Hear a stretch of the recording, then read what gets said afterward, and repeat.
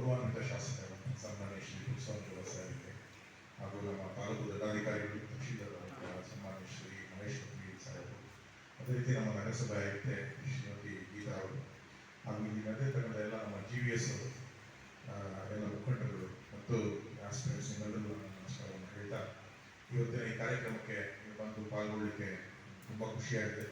ನಿನ್ನೆ ನಮ್ಮ ತಹಶೀಲ್ದಾರ್ ಅವರು ಫೋನ್ ಮಾಡಿ ಕರೆದಾಗ ಬಹಳ ಸಂತೋಷ ಆಯಿತು. ಈಗ ನಾವೆಲ್ಲ ನಮ್ಮ ಕಾಲದಲ್ಲಿ ತಹಶೀಲ್ದಾರ್ ಆಫೀಸ್ಗೆ ಒಳಗಡೆ ಬರಬೇಕಂದ್ರೆ 20 ರೂಪಾಯಿ ಬೇಕಾಗಿತ್ತು. ನಮ್ಮ ಹತ್ರ ಕ್ಯಾಸ್ಟ್ ಸರ್ಟಿಫಿಕೇಟ್ 20 ರೂಪಾಯಿ, ಇನ್ಕಮ್ ಸರ್ಟಿಫಿಕೇಟ್ 20 ರೂಪಾಯಿ. 20 ರೂಪಾಯಿ ಆದರೂ ಒಳಗಡೆ ಇರ್ತಿಲ್ಲ. ನಮ್ಮನ್ನು ಆಚೆಗಡೆ ಒಬ್ಬರು ನಿಂತ್ಕೊಟ್ಟಿರೋರು.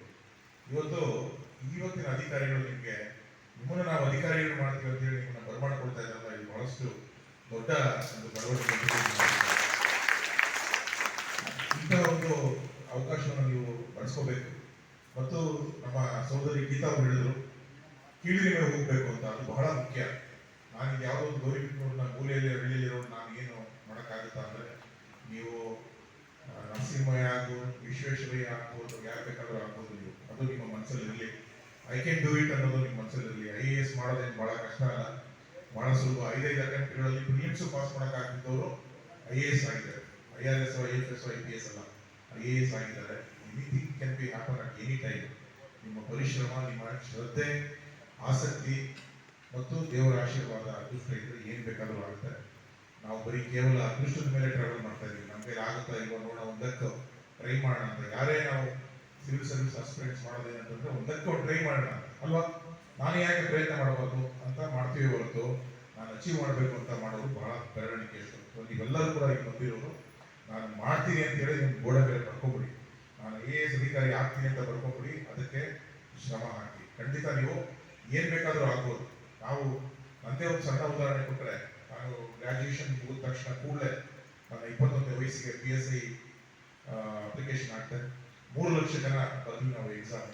3 ಲಕ್ಷ ಜನದಲ್ಲಿ 30,000 ಫಿಸಿಕಲ್ ಟೆಸ್ಟಿಗೆ ಬಂದ್ವಿ. ನಾನು 3 ಲಕ್ಷದಲ್ಲಿ 30,000 ಬಂದಿದ್ದೆ, ನನ್ನ ಗ್ರೇಟಪ್ಪ ಅಂದ್ಕೊಂಡೆ. 30,000 ಜನದಲ್ಲಿ 1:3 ವಯೋವಯಸ್ಸಿಗೆ ಬಂದೆ.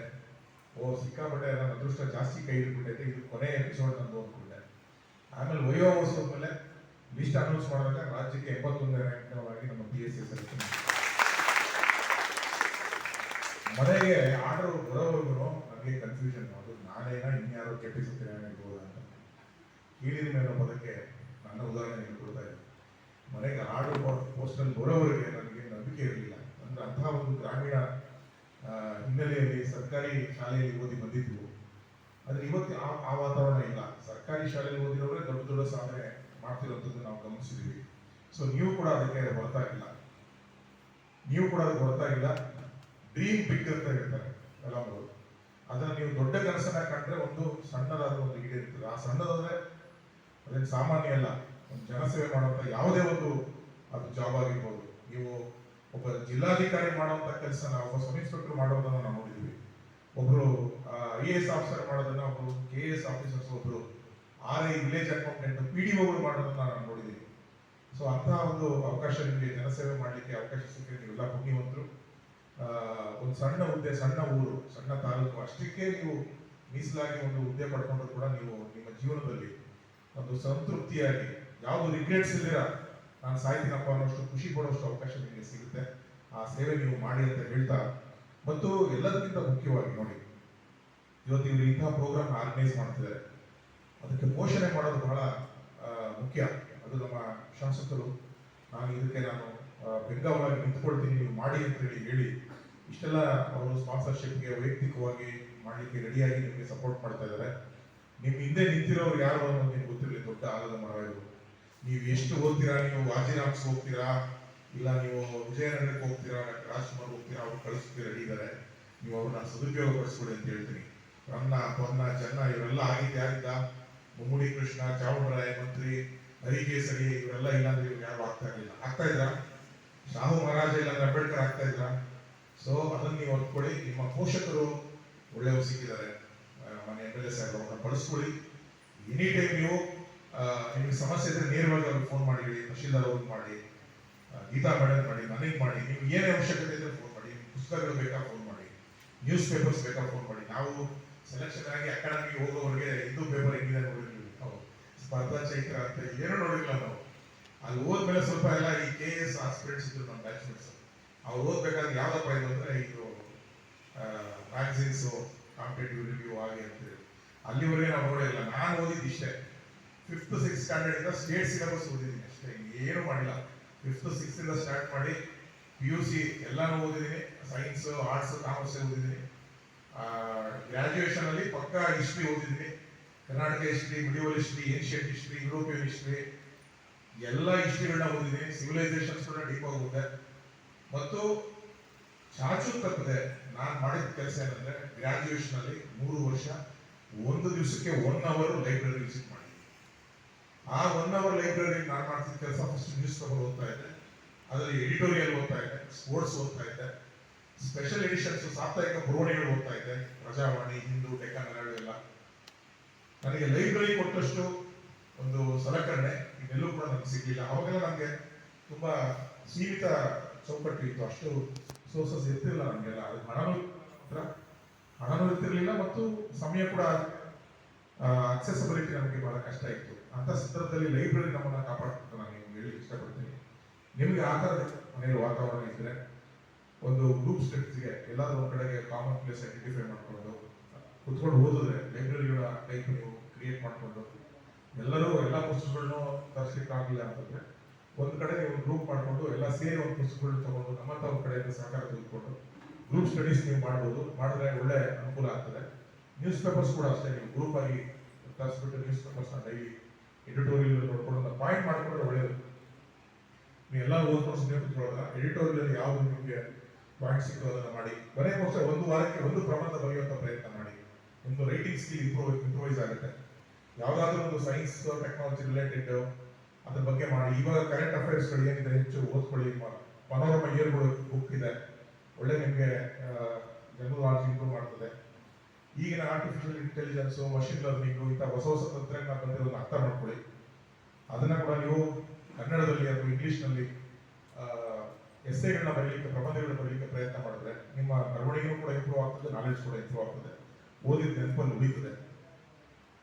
ಇನ್ನು ಅಷ್ಟು ಬಿಟ್ಟರೆ ನೀವೆಲ್ಲ ನಮ್ಮಿಂದ ಬುದ್ಧಿವಂತರಿದ್ದೀರಿ ಸಾಕಷ್ಟು ವಿಷಯದಲ್ಲಿ. ನಿಮ್ಮ ಒಂದು ಸ್ವಂತ ವಿವೇಚನೆಯನ್ನು ಬಳಸ್ಕೊಳ್ಳಿ. ಯಾವ ಸಬ್ಜೆಕ್ಟ್ ಅನ್ನ ಸೆಲೆಕ್ಟ್ ಮಾಡ್ಕೋಬೇಕು ಅಂದಾಗ ತುಂಬಾ ವಿಚಾರ ಮಾಡಿಕೊಂಡು ಸೆಲೆಕ್ಟ್ ಮಾಡಿ.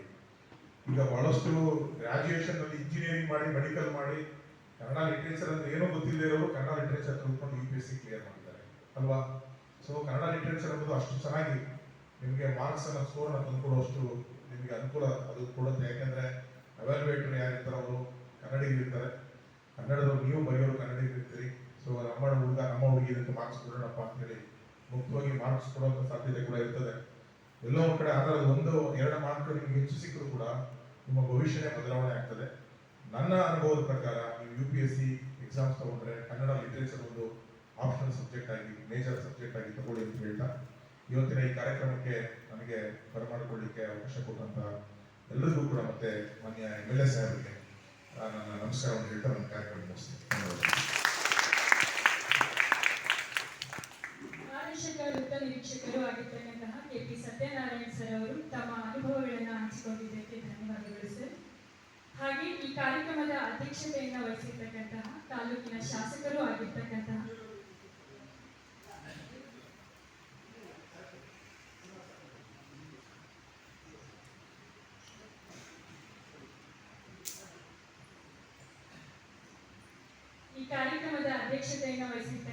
ತಾಲೂಕಿನ ಶಾಸಕರು ಆಗಿರ್ತಕ್ಕಂತಹ KH ಕುರುಸ್ವಾಮಿ ಗೌಡ ಸರ್ ಈ ಕಾರ್ಯಕ್ರಮವನ್ನು ಉದ್ದೇಶಿಸಿ ಒಂದೆರಡು ಮಾತನಾಡಬೇಕು ಅಂತ ಕೇಳ್ಕೊಳ್ತಾರೆ ಸರ್. ಎಲ್ಲರಿಗೂ ನಮಸ್ಕಾರ. ಈ ಒಂದು ಸ್ಪರ್ಧಾತ್ಮಕ ಪರೀಕ್ಷೆಯಲ್ಲಿ ಪಾಲ್ಗೊಳ್ಳುವ ತರಬೇತಿ ಶಿಬಿರವನ್ನು ಏನು ನಾವು ಏರ್ಪಡಿಸಿದ್ದೀವಿ, ಒಂದು 3 ತಿಂಗಳು 4 ತಿಂಗಳು ಕಾಲಾವಧಿಯಲ್ಲಿ ಈ ಒಂದು ಪ್ರಾರಂಭಕ್ಕೆ ಚಾಲನೆ ಕೊಡುವುದಕ್ಕೆ ಬಂದಿರತಕ್ಕಂಥ ನಮ್ಮ ತಾಲೂಕಿನ ಹಿರಿಯ ಅಧಿಕಾರಿಗಳಾದಂಥ ಹಾಗೂ ದಂಡಾಧಿಕಾರಿಗಳಾಗಿರ್ತಕ್ಕಂಥ ಪತ್ರಿಯವರೇ ಹಾಗೂ ಸಬ್ ಇನ್ಸ್ಪೆಕ್ಟರ್ ಆದಂಥ ಸತ್ಯನಾರಾಯಣ DM ಗೀತಾ ಅವರೇ ಹಾಗೂ ಪ್ರಿನ್ಸಿಪಲ್ ಆದಂಥ ಶ್ರೀನಿವಾಸ್ ಅವರೇ, ನಮ್ಮ ಮುಖಂಡಗಳಾದಂಥ ರಘು ಅವರೇ, ಲಕ್ಷ್ಮಣರಾವ್ ಮತ್ತು ಅನೇಕ ಎಲ್ಲ ಮುಖಂಡರುಗಳೇ ಮತ್ತು ವಿದ್ಯಾರ್ಥಿನಿಯರೇ ಎಲ್ಲ ಮುಖಂಡರು ಇವತ್ತಿನ ದಿನ ಇವತ್ತಿನ ಈ ಕಾರ್ಯಕ್ರಮವನ್ನು ತರಬೇತಿ ನಡೆಸಬೇಕು ಅನ್ನೋ ಒಂದು ಕಾರ್ಯಕ್ರಮಕ್ಕೆ ಇವತ್ತು ಚಾಲನೆ ಕೊಡ್ತಾ ಇದ್ವಿ. ಅದಕ್ಕೆ ಮೊದಲನೇದಾಗಿ ನಮ್ಮ ತಹಸೀಲ್ದಾರ್ ಮುಂಚೆ ಒಂದ್ಸರಿ ಬಂದಿದ್ರು, ಬಂದು ಇದನ್ನ ಮಾಡಿದ್ರೆ ಒಳ್ಳೇದಾಗುತ್ತೆ ಅನ್ನೋ ಮೊದಲ ಬೇಡಿಕೆಯನ್ನು ಇಟ್ಟಿದ್ರು. ಅದ್ರ ಜೊತೆಗೆ ಇನ್ನೂ ಇಂಪಾರ್ಟೆಂಟ್ ನಿಂತ್ಕೋಬೇಕಾದ್ರೆ ನಮ್ಮ ಭಕ್ತರಳ್ಳಿ ಚಂದ್ರಪ್ಪ ಮತ್ತು ನಮ್ಮ ರಾಮಚಂದ್ರಪ್ಪ ಅಂತ ಇಬ್ರು ಸತತವಾಗಿ 3 ತಿಂಗಳಿಂದಲೂ ಕೂಡ 4 ತಿಂಗಳಿಂದಲೂ ಕೂಡ ಈ ಒಂದು ತರಬೇತಿ ಕಾರ್ಯಕ್ರಮವನ್ನು ಏರ್ಪಡಿಸಬೇಕು. ನಮ್ಮ ತಾಲೂಕಿನ ಈ ಏರ್ಗಡೆ ವಿದ್ಯಾರ್ಥಿಗಳಿಗೆ ಅವರ ಭವಿಷ್ಯ ದೃಷ್ಟಿಯಿಂದ ತರಬೇತಿ ಕೊಡಿಸಬೇಕು ಅಂತ ಪ್ರಾಮಾಣಿಕವಾಗಿ ಪ್ರಯತ್ನ ಮಾಡೋದಂದ್ರೆ ನಮ್ಮ ಭಕ್ತರಳ್ಳಿ ಚಂದ್ರಪ್ಪನವರು ಮತ್ತು ರಾಮಚಂದ್ರಪ್ಪನವರು ನಿಮಗೆ ಧನ್ಯವಾದಗಳು. ಕಾರ್ಯಕ್ರಮ ಶ್ರಮನೂ ಇದೆ. ಇದು ಈ ಒಂದು ತರಬೇತಿ ಶಿಬಿರನ ಏರ್ಪಾಡು ಮಾಡೋದು, ನಿಮಗೆಲ್ಲ ಕೋಚಿಂಗ್ ಕೊಡಿಸೋದು ದೊಡ್ಡದಲ್ಲ. ಆದರೆ ಅದನ್ನು ಪಡಿಸ್ಕೊಂಡಿದ್ದೀರ ನೀವು, ಅದು ದೊಡ್ಡದು. ನೀವು ಏನು ಇವತ್ತು ಚಾಲನೆ ಕೊಡ್ತಾ ಇದ್ದೀವಿ ತರಬೇತಿಗೆ, ಸ್ಪರ್ಧಾತ್ಮಕ ಪರೀಕ್ಷೆಗೆ ನೀವು ರೆಡಿಯಾಗಲಿ, ಒಳ್ಳೆ ಒಳ್ಳೆ ಉದ್ಯೋಗಗಳನ್ನು ಪಡೀಲಿ. KS ಆಗ್ಬೋದು, IAS ಆಗ್ಬೋದು, ಅಥವಾ PSI ಇರ್ಬೋದು, ಯಾವುದೇ ಕ್ಲರ್ಕ್ ಪೋಸ್ಟ್ ಇರ್ಬೋದು, ಅಥವಾ ಬೇರೆ ಬೇರೆ ಏನು ಸರ್ಕಾರಿ ಹುದ್ದೆಗಳಿರ್ತದೆ, ಅದಕ್ಕೆ ಹುದ್ದೆಗಳಲ್ಲಿ ನೀವು ಹುದ್ದೆಗಳನ್ನು ಪಡೆಯೋದಕ್ಕೆ ಮುಂಚೆ ಇದನ್ನ ಈ ಒಂದು ತರಬೇತಿ ಏನಿದೆ ಅದನ್ನು ಸದುಪಯೋಗ ಪಡಿಸೋದು ನಿಮಗೆ ಸಂಬಂಧಪಟ್ಟಿದೆ. ನೀವು ಏನು ಶ್ರಮ ಪಡ್ತೀರಿ, ನಿಮ್ಮ ಶ್ರಮದ ಮೇಲೆ ಅದು ನಿಂತಿದೆ. ಈಗಾಗಲೇ ನಮ್ಮ ಸತ್ಯನಾರಾಯಣ ಅವರು ಹೇಳಿದ್ರು, ತಹಸೀಲ್ದಾರ್ ಹೇಳಿದ್ರು, ನೀವು ಶ್ರಮ ಪಟ್ಟರೆ ಗ್ಯಾರಂಟಿ ಆಗುತ್ತೆ. ಅಸಾಧ್ಯ ಅನ್ನೋ ಪದನೇ ಇಲ್ಲ ಹೇಳಿದ್ರೆ. ಮನುಷ್ಯ ಮನಸ್ಸು ಮಾಡಿದ್ರೆ ಮನುಷ್ಯನ ಮನಸ್ಸಿಗಿಂತ ದೊಡ್ಡದು ಯಾವುದೂ ಇಲ್ಲ. ನೀವೇನಾದ್ರೂ ಮನಸ್ಸು ಮಾಡಿ ಇಂಥ ಒಂದು ಹುದ್ದೆನೇ ಪಡಿಬೇಕು ಅಂತ ಆಟ ಆಡೋದು ನಿಂತ್ಕೊಂಡ್ರೆ, ಕರೆಕ್ಟಾಗಿ ಕಷ್ಟಪಟ್ಟು ಹೋದ್ರೆ ಖಂಡಿತ ಅದು ಸಾಧನೆ ಆಗೇ ಅದರಲ್ಲಿ ಡೌಟೇ ಇಲ್ಲ. ನನಗಂತೂ 1% ಕೂಡ ಡೌಟ್ ಇಲ್ಲ. ಆದರೆ ನೀವು ಮನಸ್ಸು ಮಾಡಬೇಕು, ಬದ್ಧತೆ ಇರುತ್ತೆ. ನೀವು ಬದ್ಧತೆ ಇಟ್ಕೊಂಡು ಇವತ್ತೇನು ವಿಶ್ವಾಸ ಇಟ್ಕೊಂಡು ನಾನು ಒಂದು ಒಳ್ಳೆ ಉದ್ಯೋಗ ತಗೋಬೇಕು, ಕಾಂಪಿಟೇಷನ್ ಎಕ್ಸಾಮ್ನಲ್ಲಿ ಪಾಸ್ ಮಾಡಬೇಕು, ಅಥವಾ KS ಆಗಬೇಕು, IAS ಆಗಬೇಕು, ಅಥವಾ ಇನ್ನೊಂದು ಯಾವ್ದಾರ ದೊಡ್ಡ ದೊಡ್ಡ ಹುದ್ದೆನ ಪಡಿಬೇಕು ಥ್ರೂ ಎಕ್ಸಾಮ್ ಮೂಲಕ ಒಳ್ಳೆ ಮಾರ್ಕ್ಸ್ ತಗೋದು ಅಂತ ಇವತ್ತೇನು ಇಂಟ್ರೆಸ್ಟ್ ಬಂದಿರಿ, ಕೊನೆವರೆಗೂ ಇಂಟ್ರೆಸ್ಟ್ ದಿನ ದಿನ ಜಾಸ್ತಿ ಆಗಬೇಕು ಹೊರತು ಕಡಿಮೆ ಆಗಬಾರ್ದು. ಆ ಥರ ಭಾವನೆಯಲ್ಲಿ ಇದ್ದಾಗ ಮಾತ್ರ ಅದು ಸಾರ್ಥಕ ಆಗುತ್ತೆ. ಈ ಬದ್ಧತೆಯನ್ನೇ ಮೇನ್. ಚೇರ್ಗೆ ಪೇಪರ್ ಹಾಕೊಂಡು ಕೂತ್ಕೊಂಡು ಓದ್ತಾರೆ ಅಂತಲ್ಲ, ಇನ್ಮೇಲೆ ನಾವು ಓದಬೇಕಾಗ್ತದೆ. ಎಕ್ಸಾಂಪಲ್ನಲ್ಲಿ ನೀವು ಒಳ್ಳೆ ಮಾರ್ಕ್ಸ್ ತೆಗಿಬೇಕಾದ್ರೆ ಕಾನ್ಸಂಟ್ರೇಷನ್ ಇಟ್ಕೊಂಡು ಯಾವ ಕಡೆಗೂ ಗಮನ ಕೊಡದೆ ಸತತವಾಗಿ ನೀವು ಎಲ್ಲ ವಿಷಯದಲ್ಲೂ ಸ್ಟಡಿ ಮಾಡಬೇಕು. ಗ್ರಂಥಾಲಯಗಳಿದೆ, ನೀವು ಟೀಚರ್ಸ್ ಕೊಡೋದು ಅವ್ರ ನಿಮಿತ್ತರ ಮಾತ್ರ. ಇಲ್ಲಿ ಏನು ಕೋಚಿಂಗ್ ಕೊಡ್ತಾರೆ ಅವ್ರ ನಿಮಿತ್ತವಾಗಿ ನೀವು ಮಾರ್ಗದರ್ಶನ ಮಾಡ್ತಾರೆ. ಅದರ ಮೇಲೆ ನಿಮ್ದು ಅದ್ರ 3 ಪಟ್ಟು ಶ್ರಮ ನಿಮ್ದಿರ್ಬೇಕಾಗ್ತದೆ. ಗ್ರಂಥಾಲಯಗಳನ್ನು ಉಪಯೋಗಿಸಬೇಕು. ಗ್ರಂಥಾಲಯಕ್ಕೆ ಹೋದ ಅನೇಕ ಸಬ್ಜೆಕ್ಟ್ಸ್ ಇದೆ. ಕಾಮರ್ಸ್ ನಾಲೆಡ್ಜ್ ಸಂಬಂಧಪಟ್ಟಂಗೆ, ಸೈನ್ಸಿಗೆ ಸಂಬಂಧಪಟ್ಟಿಗೆ, ಖಗೋಳಶಾಸ್ತ್ರಕ್ಕೆ ಸಂಬಂಧಪಟ್ಟಿಗೆ, ಹಿಸ್ಟ್ರಿಗೆ ಸಂಬಂಧಪಟ್ಟಿಗೆ ಪ್ರತಿಯೊಂದು ವಿಚಾರದಲ್ಲೂ ನೀವು ಸ್ಟಡಿ ಮಾಡಿ ನೀವು ಮನನ ಮಾಡ್ಕೋಬೇಕು. ಅಂದರೆ ನೀವು ಗ್ರಂಥಾಲಯನ ಮಸ್ಟ್ ಅಂಡ್ ಶುಡ್ ಯೂಸ್ ಮಾಡಬೇಕು. ಅದನ್ನು ಮಾತ್ರ ನೀವು ಯಾವತ್ತೂ ಈಗ ಗ್ರಂಥಾಲಯನ ಚೆನ್ನಾಗಿ ಉಪಯೋಗಿಸೋದು, ಅಲ್ಲಿ ಎಲ್ಲ ಒಂದು ವಿಷಯಗಳ ಬಗ್ಗೆ ನಾಲೆಡ್ಜ್ ಪಡ್ಕೊಂಡು, ನೀವು ಮಾರ್ಗದರ್ಶನ ಮಾಡೋ ಟೀಚರ್ಸ್ ಏನು ಕೋಚಿಂಗ್ ಮಾಡ್ತಾರೆ ಅವರ ಮಾರ್ಗದರ್ಶನ ಪಡ್ಕೊಂಡು ಅವ್ರಿಗೆ ಯಾವ ಥರ ಓದಿದ್ರೆ ನೀವು ಮೇಲೆ ಬರ್ತೀರಿ, ಯಾವ ಥರ ಓದಬೇಕು ಅಂತ ನಿಮ್ಗೆ ಐಡಿಯಾಸ್ ಕೊಡ್ತಾರೆ. ಆ ಥರ ನೀವೆಲ್ಲ ಶ್ರಮ ನೀಡಿದ್ರೆ ಖಂಡಿತವಾಗೂ ಕೂಡ ನೀವು ಸ್ಪರ್ಧಾತ್ಮಕ ಪರೀಕ್ಷೆಯಲ್ಲಿ ಖಂಡಿತ ಪಾಸಾಗಿ ಒಳ್ಳೆ ಉದ್ಯೋಗಕ್ಕೆ ಹೋಗುವುದು ಖಂಡಿತ. KS IAS ನಾವು ಮಾಡಬೇಕು ಅಂತ ಗುರಿ ಇಟ್ಕೊಳ್ಳಿ. IAS ಆಗಲಿಲ್ಲ KS ಆಗ್ತೀರಿ, KS ಆಗಲಿಲ್ಲ ಅಂದರೆ ಇನ್ನೊಂದು ಯಾವುದಾದ್ರೂ ಅದಕ್ಕಿಂತ ಕೆಳಮಟ್ಟದ ಒಂದು ಉದ್ಯೋಗಗಳಂತೂ ಗ್ಯಾರಂಟಿ ಸಿಗುತ್ತೆ. ಏಕೆಂದರೆ ಇದು ಅಂಬೇಡ್ಕರ್ ಅವರ ಸಮಾನತಾ ಅವರ ಸೌಧ ಇದು. ಅವರೇ ನಿಮಗೆ ಇನ್ಸ್ಪಿರೇಷನ್ ಆಗುತ್ತೆ. 150 ವರ್ಷದ ಹಿಂದೆ ಅವರು ಸಾಮಾಜಿಕವಾಗಿ ಆರ್ಥಿಕವಾಗಿ ಅವ್ರನ್ನ ಹಿಂದುಳಿದ್ರು. ಅವರು ಎಲ್ಲರೂ ತಿರುತ್ತಿದ್ರು. ಈಗಾದರೂ 150 ವರ್ಷ ಕಳೆದಿದೆ, ಈಗ ಸಮಾನತೆ ಬಂದಿದೆ. ಆಗ ಏನೂ ಇರಲಿಲ್ಲ.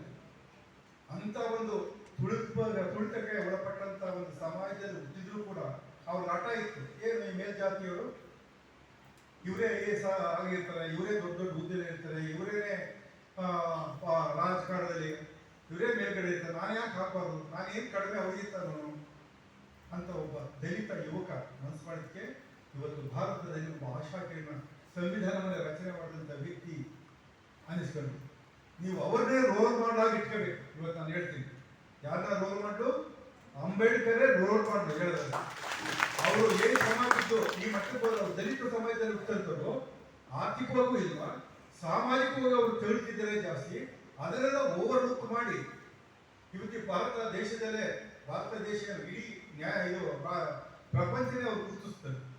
ಅಂತ ವ್ಯಕ್ತಿತ್ವವನ್ನ ಬೆಳೆಸ್ಕೊಂಡು ಸಂವಿಧಾನವನ್ನ ರಚನೆ ಮಾಡಿ ನಮ್ಮ ಭಾರತ ದೇಶಕ್ಕೆ ಕೊಟ್ಟಂತರು.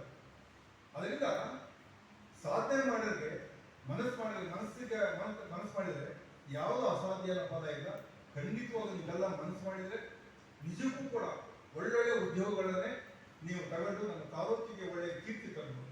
ನಿಮಗೆ ಬೇಕಾದಂತ ನಮ್ಮ ಇಲ್ಲಿ ಬರುವಂತ ಅರ್ಚಕರು ಇಂತಿಂತ ಚೆನ್ನಾಗಿ ಓದ್ತಾರೆ, ನೀವು ಇಂತಿಂತ ಪುಸ್ತಕಗಳು ಕೊಡಿಸ್ರಿ ಅಂತ ಹೇಳಿದ್ರೆ ಖಂಡಿತವಾಗೂ ಕೂಡ ಅವ್ರು ಹೇಳೋ ಪುಸ್ತಕಗಳು ಕೂಡ ನಾನು ಕೊಡಿಸ್ಕೊಡ್ತೀನಿ. ಏನೇ ಪುಸ್ತಕ ನಿಮಗೆ ಬೇಕಾಗ್ತದೆ